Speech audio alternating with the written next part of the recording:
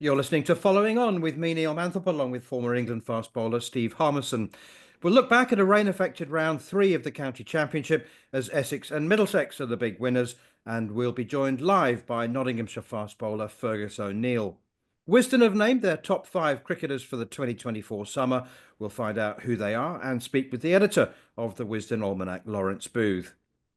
Durham head coach Dani Wyatt will join us to look ahead to their first season as a Tier 1 county. And as always, we'll bring you the final word. So plenty to come over the next hour. This is Following On.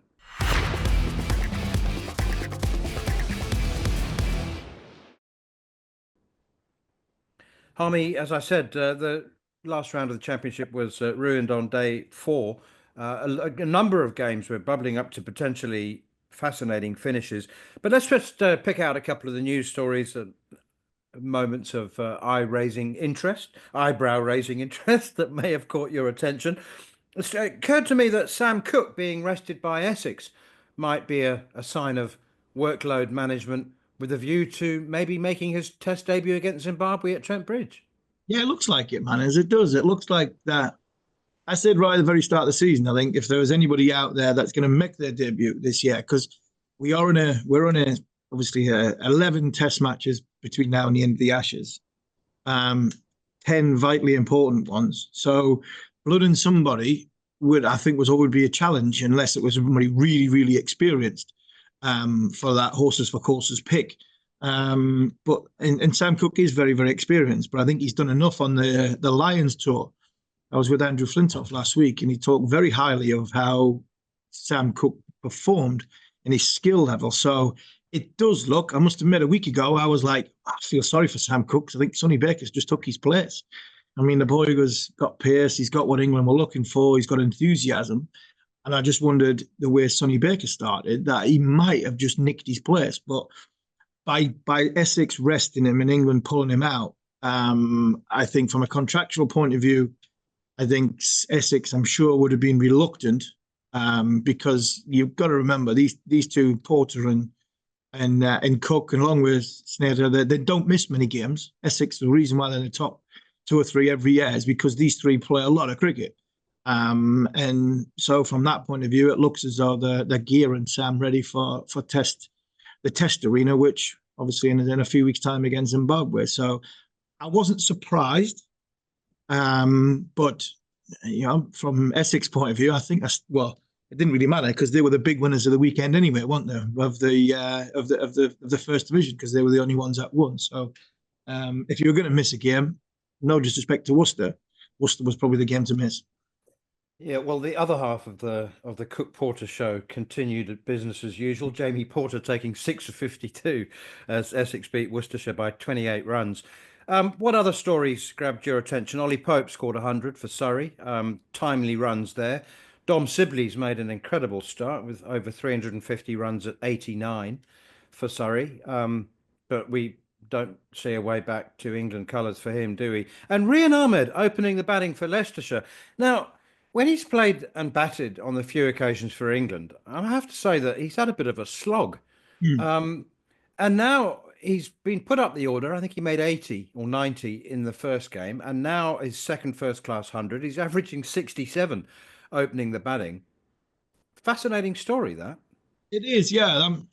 There's a good player in there. And I mean, there's an absolute badger of cricket. We know what he's like because we've been on the field with Rian, and he's always, I mean, he just loves the game. He loves the game. He's got no interest in football. He'd just rather flick the ball up while the players are kicking the football around. He's bowling a ball, and he's bundle of energy. Loves the game, knows the game. And I think, to be fair, I think there was an injury, wasn't there, at the top of the order for Leicestershire, and Rian's straight away, I'm sure he did, put his hand up and said, I'll open the bat and I'll go in.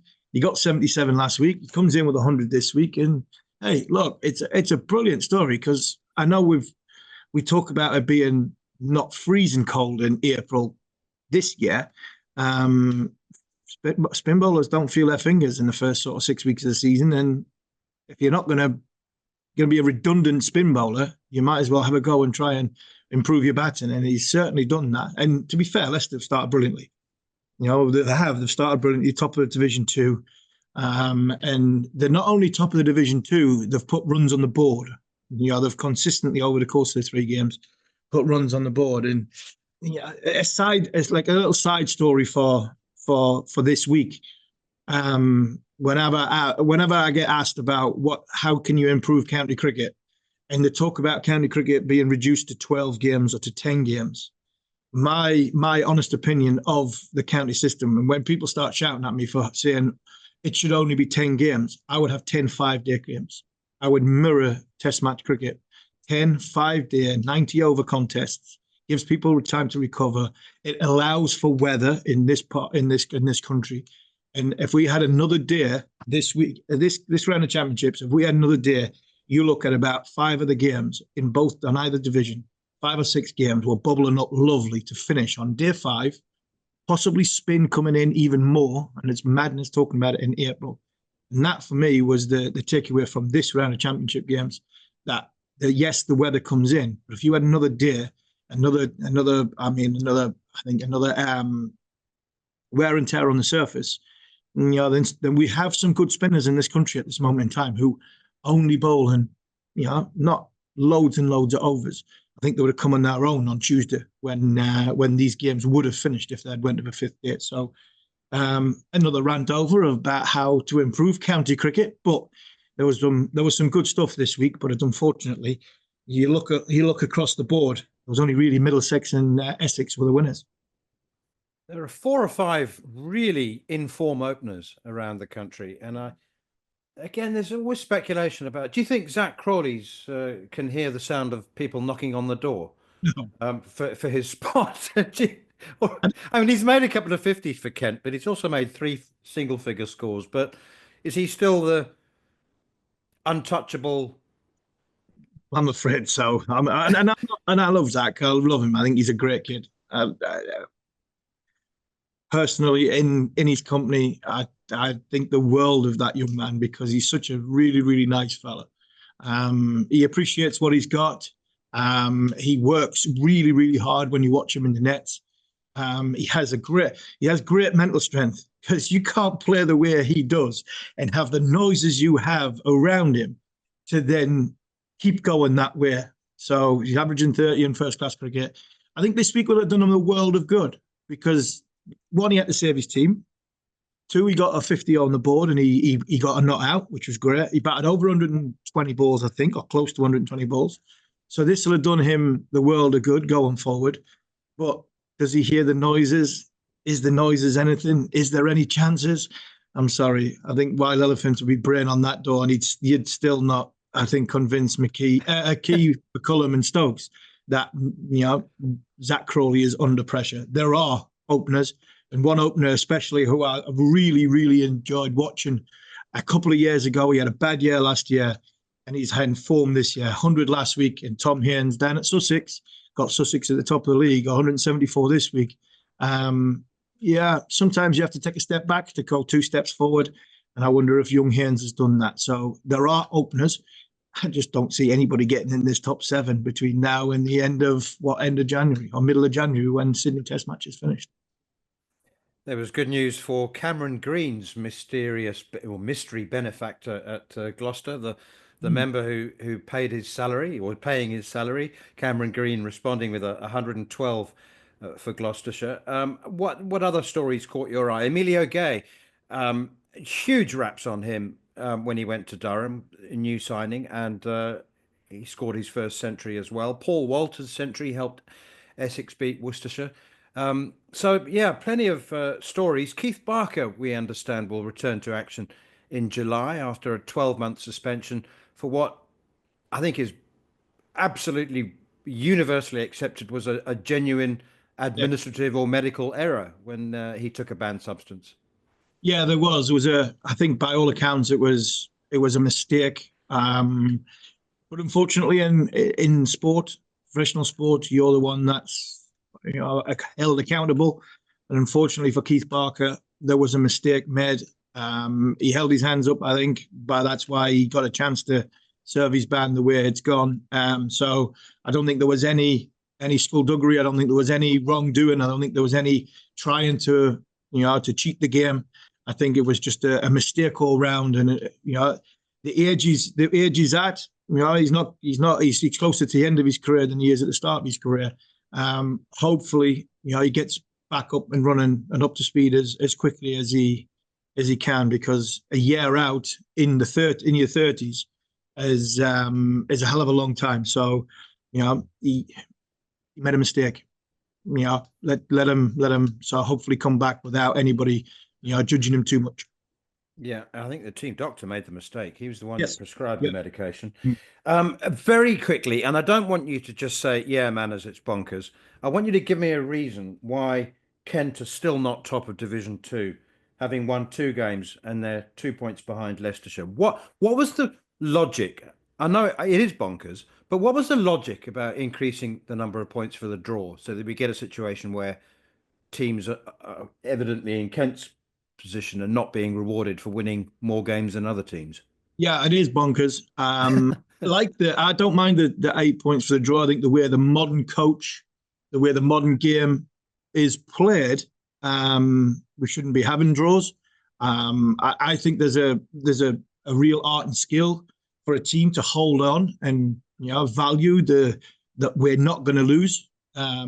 Giving them 8 points, I think obviously this week again, that comes back to me early rant of like 5-day games. Then a draw is really somebody's played well and a pitch is flat, rather than a day's taken out by rain and that's it. But I think the reason why Kent aren't top of the league is because for the first time this week in the 3 county championship rounds, they've got batting bonus points in the first innings. I mean, they've won 2 games before, and I don't think they're getting 250. I think the bonus points scheme needs looked at. Nick Friend said on County Cricketer last week that the bonus point should be back to 200 for your first one and not 250. And I get that, and I agree with that.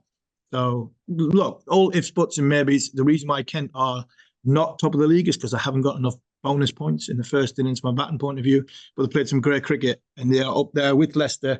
When you look at the table, I mean, both divisions are tight. I mean, there's 8 teams in the second division. Leicester's got 54. And Northampton in 7th got 34. And then you look at the first division, it's obviously 10 teams, Sussex on 49. And you look at Somerset in 8th on 29. So, top 8, top 7, split in either division by what you would say is one game win. So, it's been a good start to the season, I think. Some good quality this start of the season as well. Yeah, 11 points separating the top 7 in Division 1. That's been a cracking start. You're listening to Following On here on talkSPORT 2 with me, Neil Manthorp, along with 2-time county championship winner, Steve Harmison. Next up, we'll continue to look back at the week's action and speak live to Nottinghamshire fast bowler Fergus O'Neill.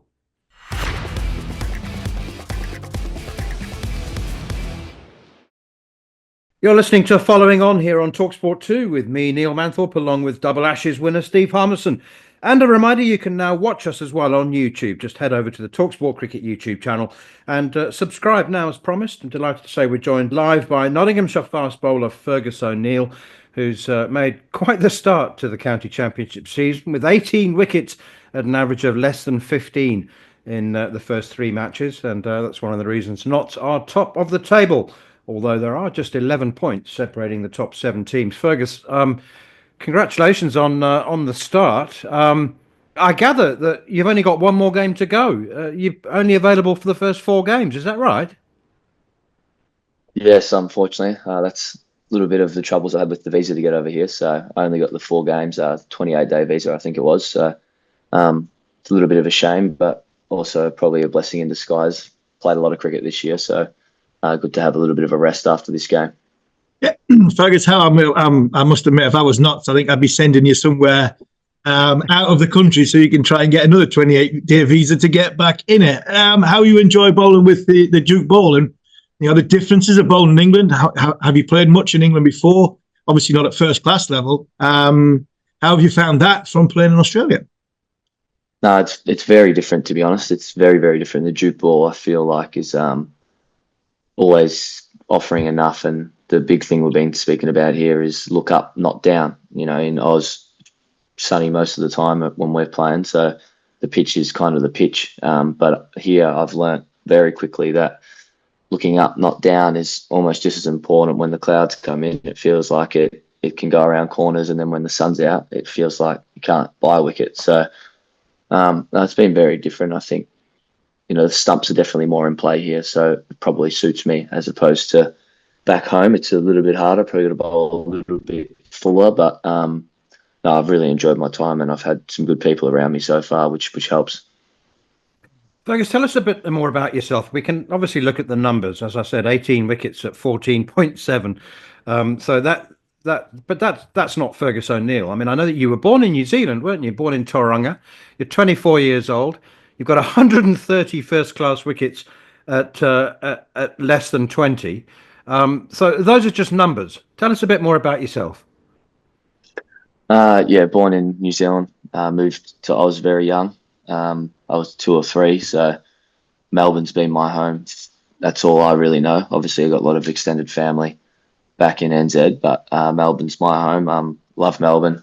What else do you need to know? Used to be a tradie. I was a landscape apprentice from 16 till 19, which I probably think is the best thing that happened to me. I reckon it gave me a good little bit of perspective of what I could be doing if I wasn't playing cricket. And then I taken under the wing by lots of people, but probably Cameron White and Adam Dale are probably the two that I think about the most when I was 18 years old and still a tradie, not really trying too hard, and then cracking in and having a good crack. And yeah, rest is history. Now I'm 24. I've bowled enough overs now. I feel like I'm about 34, but 24 years old, and yeah, it's all ahead of me, I hope. Yeah, I was a bricklayer before I started bowling properly, Fergus. And the thought of you've been here since you've done April, and you're going to do April and May.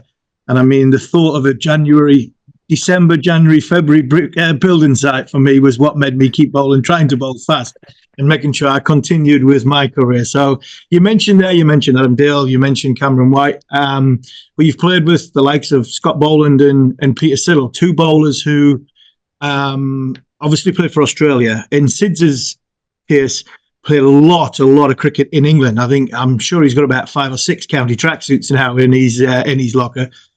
Did you speak to them before you came out here and what you're going to get? Yeah, 100%. I think now I've been playing, those two have been the guys I've lent on the most. Obviously, they're, for all of our Vicks boys, they're the messiahs for us, you know what I mean? Siddle and Boland have done everything that we could ever hope to do in our careers, so we look to lean on them as much as we can. And Sid's especially for coming over here, as you said. I think he has played for six different counties, so he knows all the grounds, he knows all the ins and outs, and all the places to go out for a beer and whatnot as well, which has been good. But no, Sid's was awesome. I've still been keeping in contact with him and Scotty while I've been over here. I'm lucky to have Pete Hanscom and Marcus Harris over here as fellow teammates, and sometimes it's good to hear the batter's perspective of how they go about it as well. So I'm very lucky at the Vicks. We got lots of good people around us, and I've definitely lent on them. And if it wasn't for, I felt like I come here hitting the ground running with not only having played 10 or 11 games back home, but also I felt like I kind of knew what to expect thanks to those guys. Does that make sense? Yeah, I once had to captain Mick Lewis, and that was a challenge. I tell you, I played with him quite a bit. I captained one game, and he was. It was one of the funniest things. An umpire was asking me how many where's Mick, and I was like, he'd be here in a minute, and they were like, he's had his 2 overs, and I'm like, I couldn't say to the umpire, he's still blowing smoke rings above the advertising board. Yeah. He'll be another over yet. Somebody brilliant, good man. He's at Yorkshire, and he's coaching there. But when you're talking about coaching and selecting and everything that goes with it, I imagine the England selectors have been looking at you because obviously you've been playing with Josh Tong and Dylan Pennington. What's it been like? Because the spotlight has been on Notts for this early part. Yeah, well, firstly, you've done a good job to Captain Mickey Lou. He's a great man.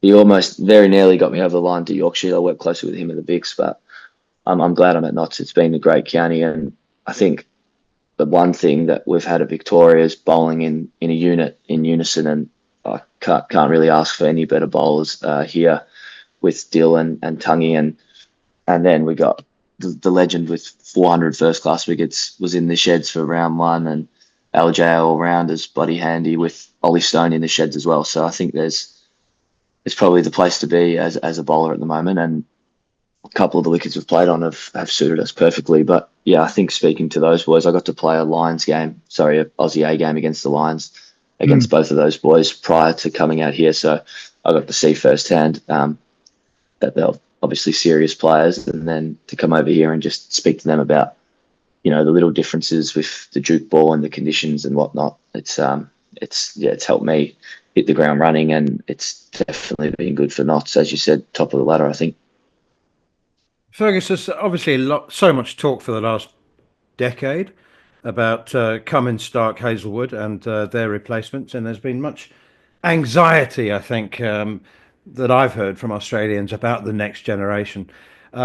And your name isn't mentioned as much as it should be, given the numbers. Is that the legacy of Australian cricketers developing later than in other countries? I mean, do you feel like you're on the trajectory towards the national team, hopefully? Yeah, well, I hope so. I think all you can really do is perform wherever you go, and I've done that, which has been good. But again, sometimes it's hard to fill a great man's shoes. So, it's whoever comes in and has got to replace Stark, Cummins, Hazelwood, even Boland and the likes, you're probably going to underwhelm, from the start. But whoever gets that opportunity, obviously we've got a lot of good players in Australia. I'm sure we'll be well equipped, and if that's me, well, I'd like to think that I'd be well equipped. And if it's over here as well, I've already played 2 games at test venues now, so trying to tick those off as I go along. And I think that's all I'm trying to do is play well and perform well and win wherever I go. And if I do that and that comes with higher honours, well, so be it. And Fergus, the future, I mean, what is the future holding when it comes to, you've had 28 days. Do you think you could put in 2 months, 3 months next year with a view that you mentioned about Stark, Hazelwood, Cummins? You might be too early for the 2025 Ashes, but if you come back to Notts next year or the year after, when Australia come to England for the next Ashes, if you've had some experience playing here, you'll be well equipped to sort of hopefully fill them shoes and fill the void and come over and try and be in an Australian team for the Ashes in England.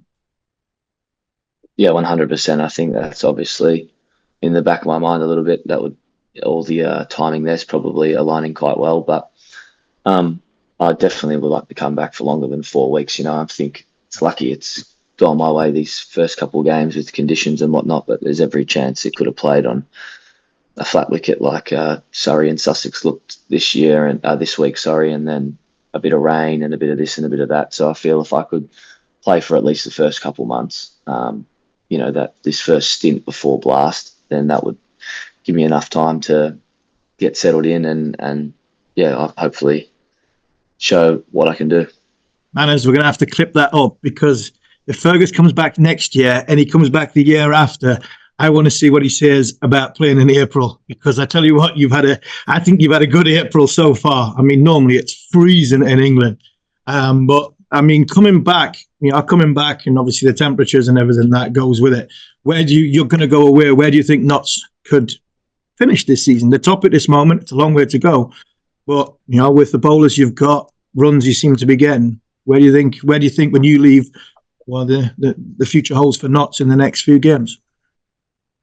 To be honest, I think there's no reason we couldn't win it, and we couldn't win it for, we couldn't go on a Surrey kind of dynasty run in regards to our side. Our oldest player's 33.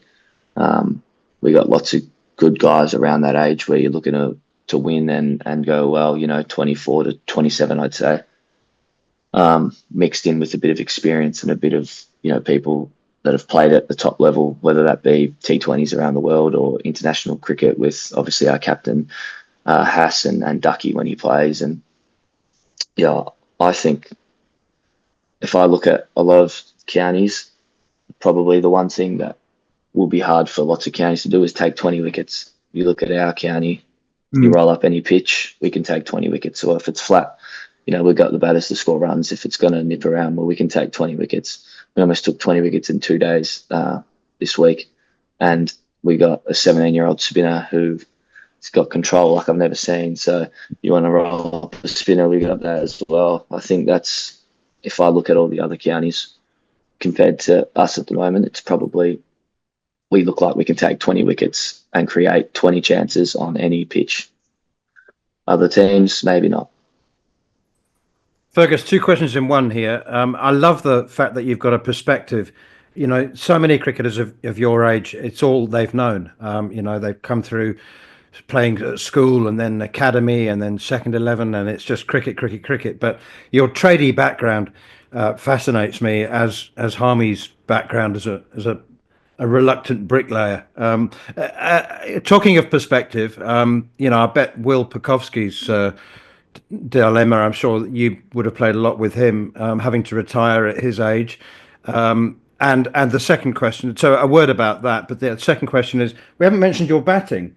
You got almost 1,000 first-class runs at 21. So are you a really good 9, or are you an 8, or might you be a 7 in the future? I'll touch on Puck. He just got married a couple of days ago, so wish him and his partner obviously a great future. And I think there was a beautiful wedding from all reports, and yeah, it's obviously a sticky situation with what's going on there, and that's where I'm, you know, for someone like Will, who, as you said, only knows cricket, it probably has been quite intimidating the last couple of years trying to figure out what he's going to do. But I'm sure he's got great people around him that will, you know, put an arm around him and help him in that regard. And yeah, for me, the perspective piece is massive. Just from a cricket standpoint, when it was flat against Essex here, it was like, well, I could be, as Harmy said, bricklaying in 2 degrees, you know. So that's that kind of is what it is, you know. And Morsey's been big on that for the lads whenever we're sooking up and, you know, whinging about this, that, and the other. He's like, you could be working in a factory, it would be freezing cold, la la la la. So it's a very good point. And then from the batting, I think room for improvement. My coach Chris Rogers has been into me that I could bat better than I do. He said I need to put a bit more time into it, which I don't do. Maybe I need to put a bit more price on my wicket as well at times. But I think there's definitely scope for me to go well. I probably need to. That's one thing I probably need to practice a bit more and try and expand, because as you said, like, am I a good 9 or an average 8, whatever it is. But if I could find a spot in the team and, you know, even creep up the order, then you can play extra bowlers, this, that, the other. You know, there's whole lots of things that can come with me batting well and you know, having a long tail. A strong tail. Yeah, you coming from a world-class number 11 and a bang average number 10. I was always there for a good time and never there for a long time. That ball was too hard for me, especially if I was trying to knock somebody's head off. I wasn't quite good enough when somebody was trying to knock my head off. So, yeah, as much as you want to try and be better as a batter and you want to persevere and make it better, I'm not sure me getting to 9 was a good thing for my team. Speaking of your team, obviously Victoria and Melbourne, where you come from, you're going to go away from Notts. What's in the short-term future? You're going to have some rest time. You said you bowl a lot of overs. When you looking to start back playing again? Yeah, I've got Will Sutherland and Campbell Callaway, 2 Victorian teammates, coming over to meet me in Spain on the 1st of May. We'll do 20-odd days of bit of fun, bit of golf. We're going to Spain, Portugal and Greece at this stage. Lovely. I've got to look after Sutho, though, because he's got to play blast for Yorkshire. So got to make sure that he doesn't run too much of a muck. But we'll have a good time, and then I'll hang around here, come back and maybe watch a couple of the first blast games, maybe even have a little bit of a look around the T20 stuff over here, because I think that's what England does very well, is the white ball setup. So might be in and around that if the Notts lads will have me, and I think I'll probably fly back to Oz June 1, give or take, and then I'll be on my best behaviour for probably 3 months. I reckon I won't touch a ball. I might bat a little bit so I can become a good 8, not a good 9, and then I will I'll try and get fit again. You know, it's hard, especially with the schedule over here, to be doing any gym or to be, you know, getting any stronger and whatnot. Whereas when I get back, I'm going to have, no bowling commitments. So I'll be able to try and get myself back in some decent nick and then crack in again, do it all again. Fergus O'Neill, congratulations on a brilliant start for Notts. Good luck in your fourth and last game. And remember us when you're an established international star. Come back on the show. I will. I'm not sure if I'll ever be that, but if I am, I'll be back. I'll be back regardless. Good man. Good man.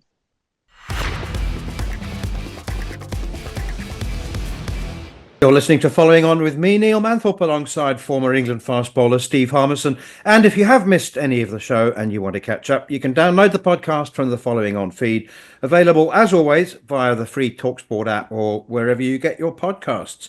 It's that time of year where we invite once again Lawrence Booth, Wisden Almanac editor, to Lawrence, I'm going to hand you the floor. I'm really keen to talk about your editor's notes this year, which have made headlines around the cricket playing world. And I know that's not the point, but absolutely brilliant notes this year. Thank but you. we do need to start on your 5 cricketers of the year and the criteria. Every year we get, why are they chosen? So the criteria and your 5 cricketers of the year, please, sir. Yes, it's the emphasis on the previous English summer, and you can't have been chosen before. And the 5 cricketers are Gus Atkinson, Liam Dawson, Sophie Eccleston, Jamie Smith, and Dan Worrell. And a word about them. Why?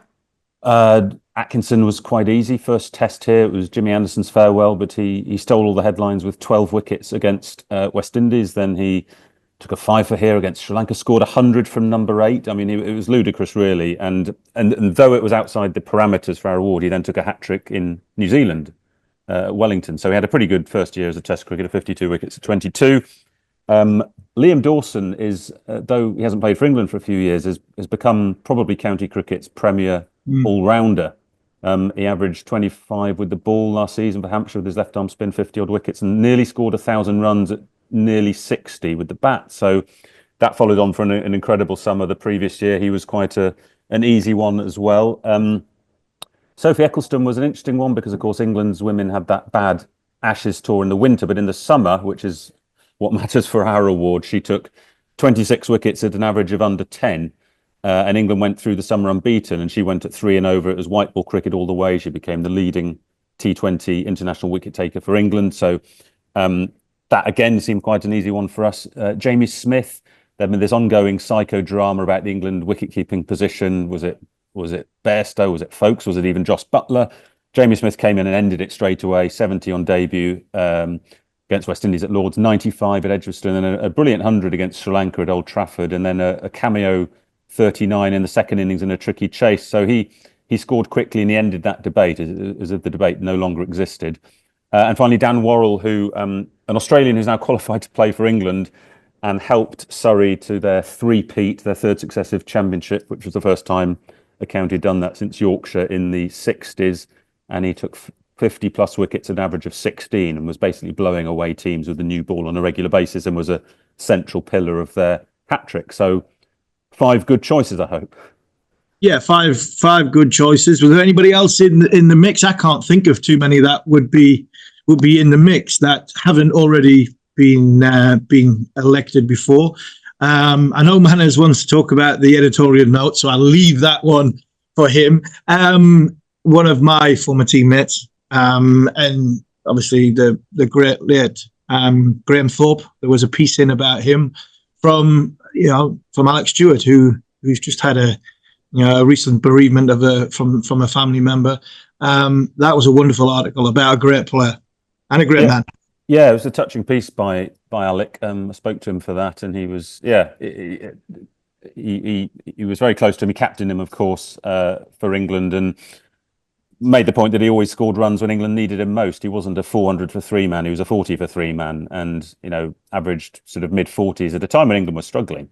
I know that you came in sort of towards the end of his career, but in the 90s when Thorpe made his debut with 100 against Australia at Trent Bridge, they were struggling. So he was very adaptable. Famously scored 100 in Pakistan with 1 boundary in it because he was just nurdling the spinners around, but could also attack Australia's quick bowlers at the whacker.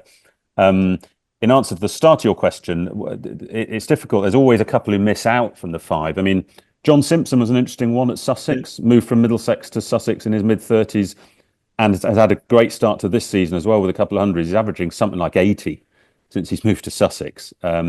And I've had a couple of people on social media say, well, why no John Simpson? Inevitably, they're Sussex fans. He's like, well, look, someone's got to miss out, I'm afraid. And that's how we want it. We want numbers 6, 7 and 8 to feel slightly aggrieved, because you want a good kind of debate going. But he was one of the ones.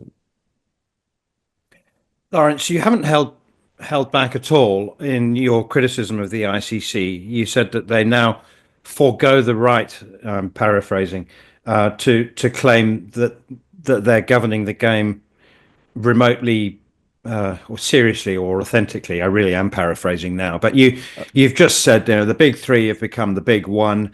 England and Australia have utterly acquiesced to the power of the BCCI and India.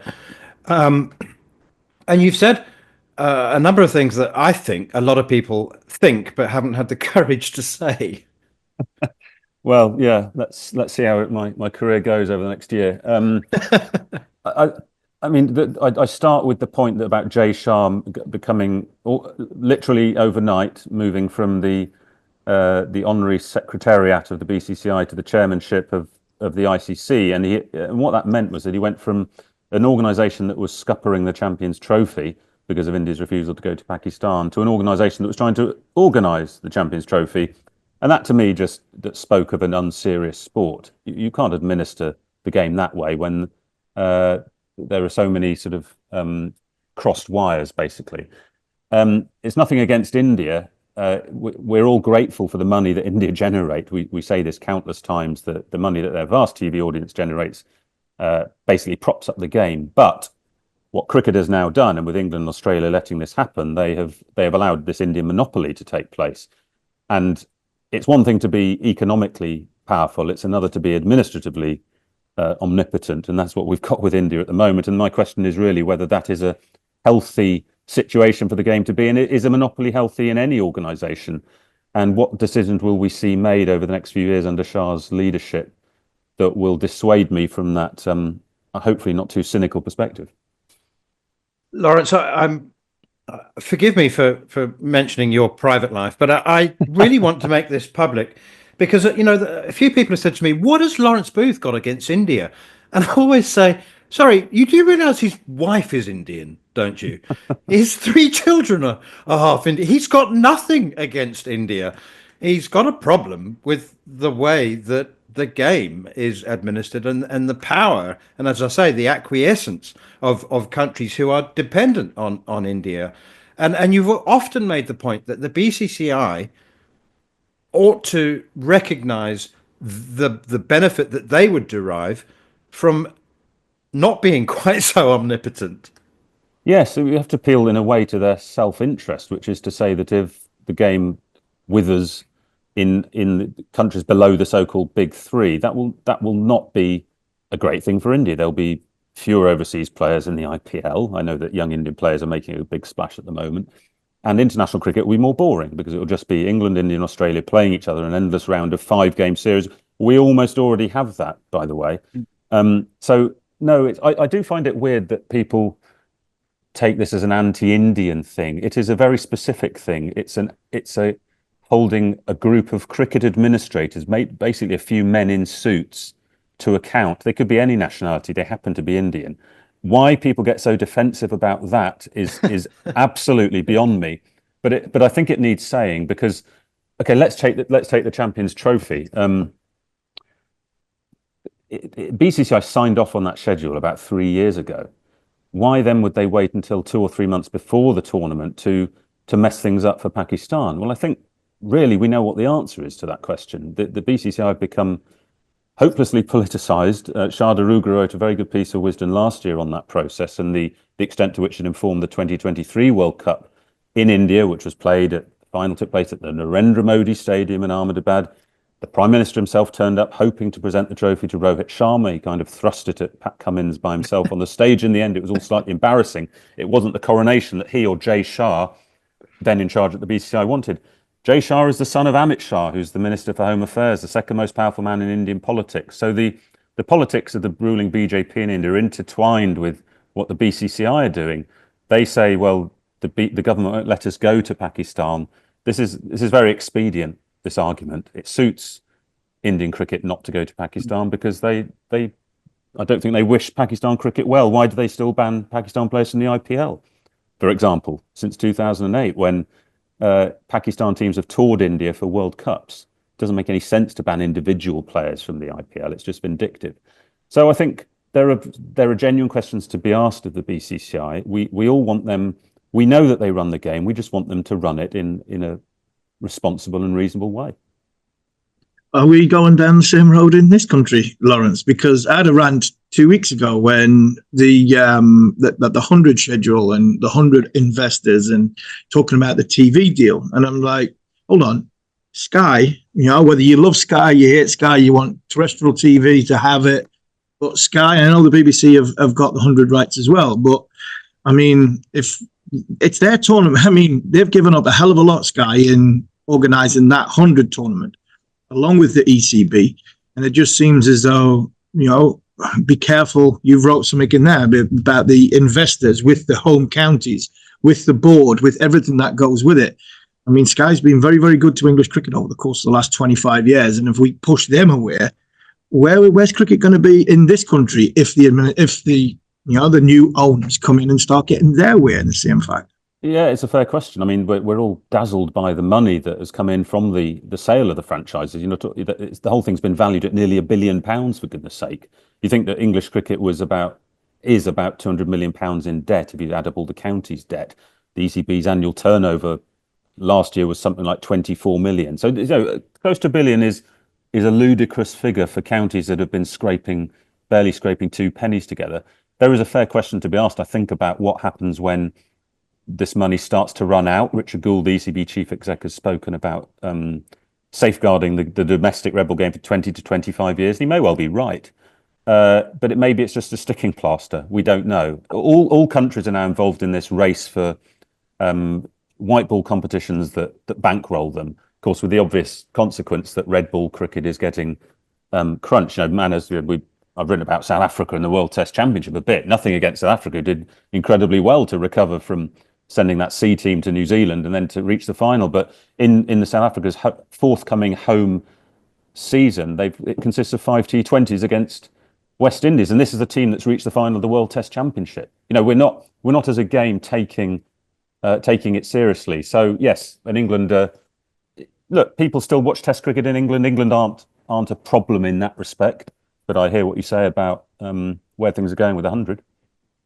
I wanted to finish on the World Test Championship, actually, Lawrence, because there isn't a single South African cricket lover, a supporter, who doesn't acknowledge that they had a very easy route, which involved not playing Australia or England through to the final. Again, I'm paraphrasing, but you make the point that the World Test Championship, as it stands, is a deformed monster. Or, well, actually, the words you use are not fit for purpose. And I completely agree with that. All I would say is that the game in countries outside of the big three is better off for this monster in its current form. But what you're saying is just sort it out. It is important to have the World Test Championship. You suggest 4 years, all 9 teams play each other home and away. Do it properly. Grow up and do it properly. Is that right? That's right. It's not an anti-South African thing. I hope that, it doesn't get interpreted as English whinging. Like Ben Stokes' comments in New Zealand. Oh, sour grapes. Grow up, guys. This is a dispassionate, impartial take on what Test cricket needs to survive. We need something that you don't need a calculator to work out the standings. The teams are playing different numbers of teams against different length series, and you have to. There's a percentage. Your score is a percentage of what you might get. It's totally baffling for the average fan. It's going to put them off. So well done to South Africa for reaching the final. I'm glad they have, and I hope they beat Australia, because we need South Africa to get back to what they were, 10 years ago as a Test nation. They're pretty well the best team in the world for a long time and didn't get the credit they deserve for that. But it's a total shambles. No other sport would tolerate this mess that the World Test Championship is, and it's not English sour grapes to make that point. Lawrence Booth, absolute pleasure. Congratulations on yet another edition. And all strength for the next one. Thanks, Manners. Thanks, Army.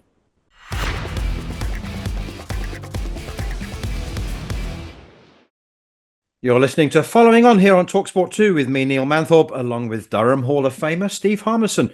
And you can now watch the show on YouTube as well. You should know that by now. Just head over to the talkSPORT Cricket YouTube channel and subscribe. We're joined live now, as I said at the top of the programme, by Durham head coach Dani Hazel.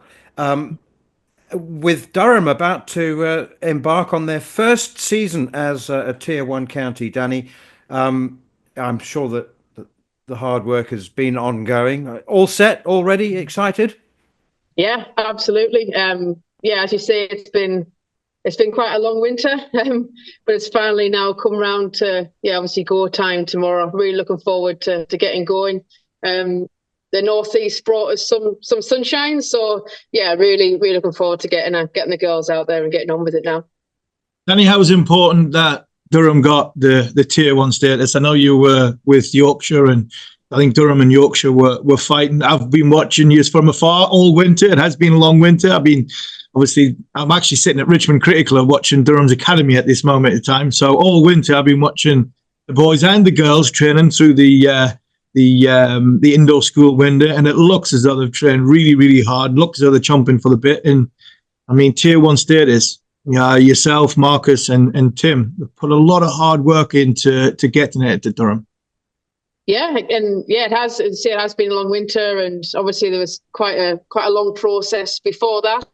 But yeah, really, personally for me, that Durham is home, and I was so excited that Durham have this opportunity now. But now it's, as I say, now it is go time. It's about producing results, and it's about making sure that we put all that hard work, into games and to make sure that we make this success first year. Some interesting recruitments over the winter. Bess Heath, Maddie Villiers, Lauren Filer. What are your ambitions for your first season in Tier 1? And also, could you just sort of recap for those who aren't familiar with the restructuring of the women's game? So firstly, the restructure in as quick a terms as I can put it, really. We've gone now from a regional based system.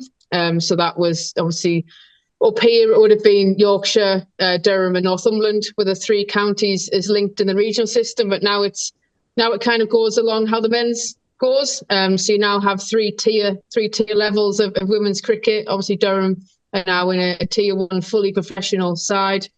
And yeah, as I say, it's been really fast. It feels like it was just yesterday when it all kind of was announced. But Durham have been great. They've invested so well. Like you say, the names that we've been able to attract to Durham has been fantastic. And now it's just about making sure that we're here. We're not here just to make the numbers. We're here to compete. We want to win games of cricket. We want to put ourselves in positions to do that every single game. That we want to play, a brand of cricket that people want to come and watch. Want to play smart cricket, and making sure that we are in the mix for trophies come the back end of the year. And Dani, obviously having played for Durham for the best part of 20 years. I played with some stellar overseas players. My first captain was David Boone, the likes of Shivnarine Chanderpaul, Mike Hussey.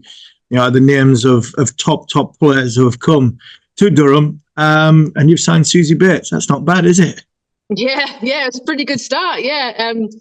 Yeah, Susie's obviously come in the last few days. But we obviously know from a numbers point of view, from a cricketing point of view, what we're going to get. She's had a stellar career and is obviously still going at international level and still produces the amount of runs that she does. And equally, it's also, majorly about the person. Somebody can add some real value on and off the field. On paper, we've got a relatively young group. So somebody like Susie to come in and kind of add that experience is great. But equally, somebody who has the runs behind her, and we know that we can rely on her for contributions. And obviously batters don't score runs every single game, but I think it's not always about what's on the field, it's also about what's off the field. But come the back end of the year, I'm sure she'll be well up there in the run scoring. Dani, you were a serial winner as a player yourself. You know what it's like to win the Ashes and a couple of World Cups. Can I ask you about Charlotte Edwards? And I mean, Harmy and I've searched far and wide to find a dissenting voice, just for the hell of it. But we can't find one. I mean, I assume that you are also amongst the vast majority of people who think she's absolutely the right person. And how much of a job has she got to turn things around for England after the Ashes disaster? Yeah, I mean, I've obviously, Lottie was my captain when I first played for England for many years as well. So yeah, I'm well in that camp. I think she's going to be really good for England. Just the way she is as a person. We're about winning games of cricket. It's about being, competitive. And there were all the things that I remember as her as a captain. And equally, her playing record and the trophies that she's got, and now equally the trophies that she's got as a coach. I mean, for me, somebody who I would look up to from a playing point of view and a coaching point of view. But yes, she obviously coming off the back of the Ashes, that wasn't a great time out there. But she's got time now to put her stamp on it, and I'm sure she will. That's what she's always been about. She'll get in there early. There'll be a lot of conversations going on, and I've no doubt in that that team will thrive, and I'm sure she'll get the full backing and the time that she needs. Is it a job you've got your eye on in the future? Knew that question was coming. Not right now, absolutely not right now. But I mean, as a player, you to be the best player that can be. So as a coach, I equally aspire to be. It sounds very cliche, but I aspire to be the best that I can be. And life will take me where I need to get to. That sounds really cliche, doesn't it? But Dani, just talk to me from a coaching point of view. You talk about from a player and from a coach. So you've gone through, obviously, the winning as a player. You've transcended into the coaching from what you would call an amateur to professional. There's been probably 4 or 5 years where the women's game has gone on an upward spiral, as well as the 100, which took it to a whole new level, and the financial resources now I think the clubs have got, which will get better and better as it goes on.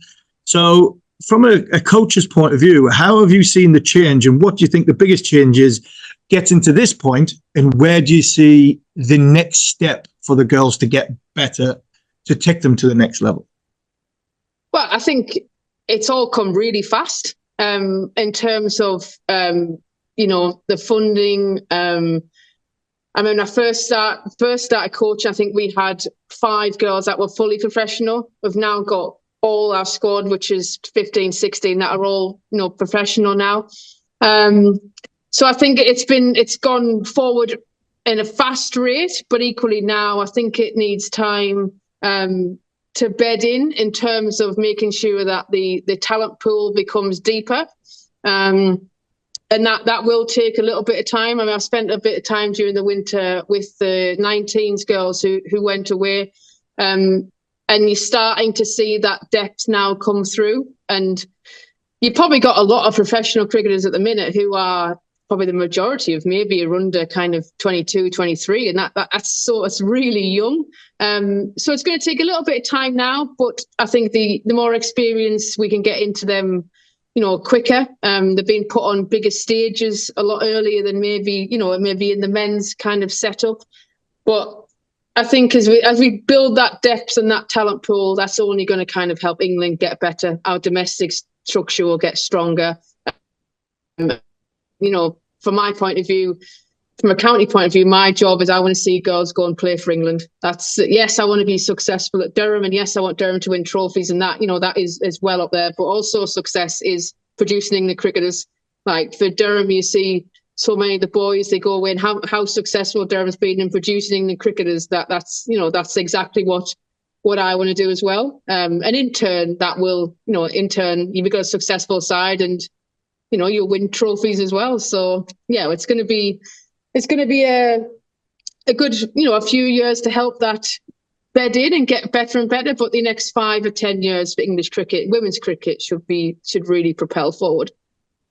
Dani Hazel, thank you so much for your time. It really is appreciated, and very, very best of luck for the summer. Perfect. Thank you very much.